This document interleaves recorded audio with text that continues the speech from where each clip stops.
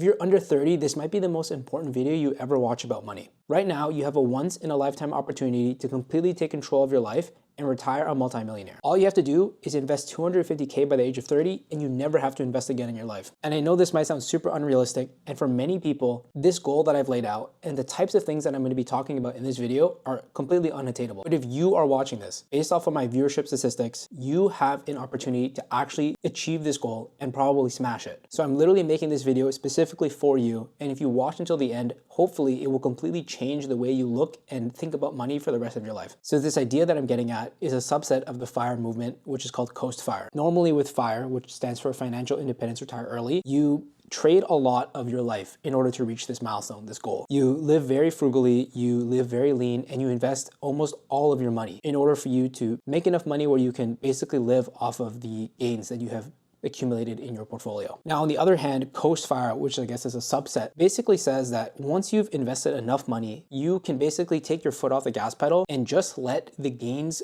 from your portfolio, from the money you've already invested, carry you all the way until your regular retirement age. And the idea of CoastFire, in my opinion, is a lot more sensible way to look at retirement planning, wealth, and just life in general. The reason for this is once you reach this number, you no longer have to invest and you can prioritize different things in your life. I'll talk a little bit more about how personally reaching CoastFire has changed my perspective on how I view money and how I view investing in life in general. But right now, let's think about the math. All right, so here I have the CoastFire calculator. This is a really great tool by WalletBurst. I really recommend you checking it out. But if we plug in the numbers that I had a little bit earlier, so if you are able to invest $250,000 by the age of 30, you no longer have to invest any more money and be able to live off $100,000 of today's dollars at 65. And one quick note I want to make about this calculator in particular is that it factors in the cost of inflation to account for today's dollars and future dollars, which means that if you follow this criteria, 100K spending today will also feel like 100K spending by the time you're 65, which is great. Because I don't know about you, but I spend nowhere close to $100,000 a year in spend, right? Like for some context, that's like $8,300 a month or something like that, just in spending. Another way to look at this that just really blows my mind is that if you took these numbers and threw it into a regular compound interest calculator, so with initial investment of 250K, monthly contribution of 0, because we're going to stop investing after that time, 35 years because you're going to be retiring at 65, estimated interest rate of 10%, we can see that this 250K actually grows to $7 million, which is insane. And I think the number that I chose for the age is very important as well. Every single year that you add to your investments, it will have a very significant impact on how much your money grows over time. I actually go back to our calculator here, change this number to 35. We can see that if you plugged in the exact same number, you would not be able to reach your goal of not investing any more money. You would actually need to invest $328,000, which means you would have to invest almost 100K more to basically reach the exact same goal. And the inverse is also true, right? If you had scaled this back and instead reached 250K by the age of 25, you would basically be able to retire 6 years earlier at 59. So I want to make one really quick disclaimer. Our projections here are only as good as our estimates for the numbers for inflation, for the numbers for the stock market, and for our annual spend in 30 years. In the example that I've been using 10% for return on investment, and I've been using an inflation of 3%. You may disagree with these numbers. That's up to you to play with your calculator. Additionally, I did not include like any spousal contribution or any social security or any other type of benefits or any inheritance that you'll be getting. This 250K number, I think, is a very good safety net for people who are able to invest this young at this age, which is the majority of my viewers. Now, once you've hit this milestone, I think that you can reasonably say that you have a very comfortable retirement at this point if you retire at the normal age of 65, just based off how the math works and how much money will compound over 35 years. Now, once you unlock that mentally and you hit that milestone where you know that you no longer need to invest as aggressively, it really opens a lot of doors for you and gives you a lot of the much needed flexibility that I don't think a lot of people talk about when you are transitioning from your 20s to your 30s. Now, obviously, I've not transitioned to my 30s yet. I know if a lot of people start having kids around the age 30. Now you can actually take a scale back at your job, or maybe one parent completely stops working while the other one covers all the bills to take care of children. Or maybe you can take a risk and start a business while your spouse covers the rest of your living expenses. Or maybe you want to just rotate out of CS because AI is going to cook us all. And all these situations that I've talked about are all things that I've legitimately thought about and considered now that I have reached CoastFire. So I want to talk a little bit about how CoastFire has personally impacted me now that I've hit this milestone. So I'm 26 years old right now.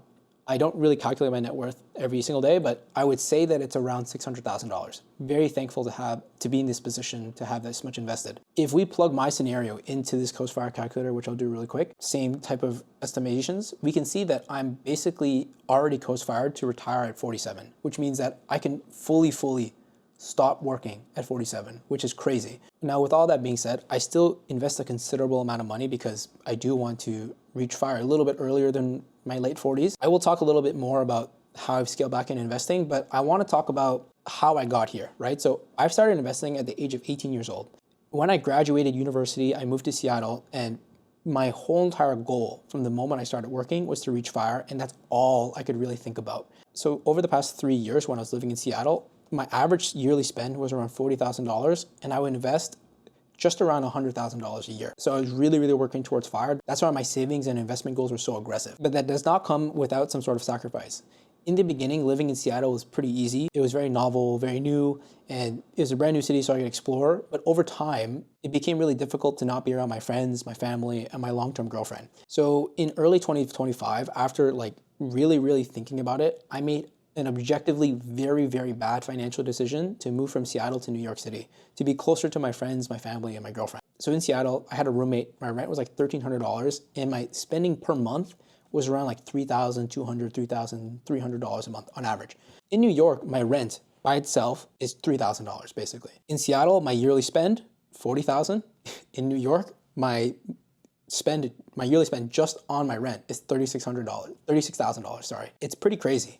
And because of the cost increase of living in New York and how expensive everything is here, I've drastically cut my savings rate and my investing rate to the point where I think it's close to 50-60% less I will be investing this year. So after around 3 months of living in New York, I can confidently say that it was the right decision for me to make at this certain point in my life.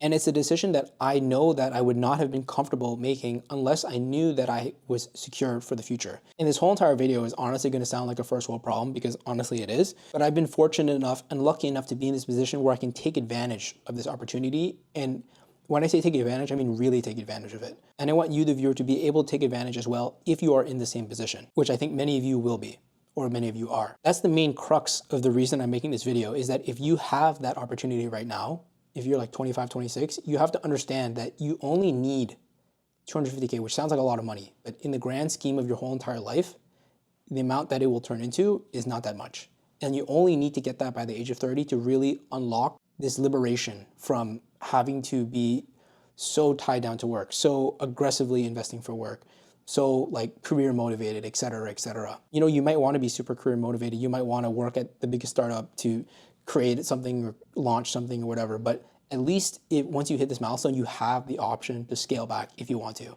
So I really want you to be able to have the opportunity and the freedom to search for your version of New York in your life, if that makes sense. I want you to be able to be okay, I can take a step back. I could work on the business I really wanted to. I can move to New York. I can move to Europe. I could travel just because I know that I have this safety belt now. And, if I come back and I want to invest a little bit more, then that's okay. If not, I still have this safety net waiting for me. That kind of turned into a little bit of rant. Let me know what you think in the comments. Share this with your friends who maybe need to lock in a little bit with their savings and investing. If you're locked in, that's great. But if your friends aren't locked in, you're going to retire by yourself and you're going to be all lonely. Curious about your thoughts down in the comments. And if you're more curious about some of the particular reasons why I left Seattle, I have a video about it right here. You can watch it if you so please.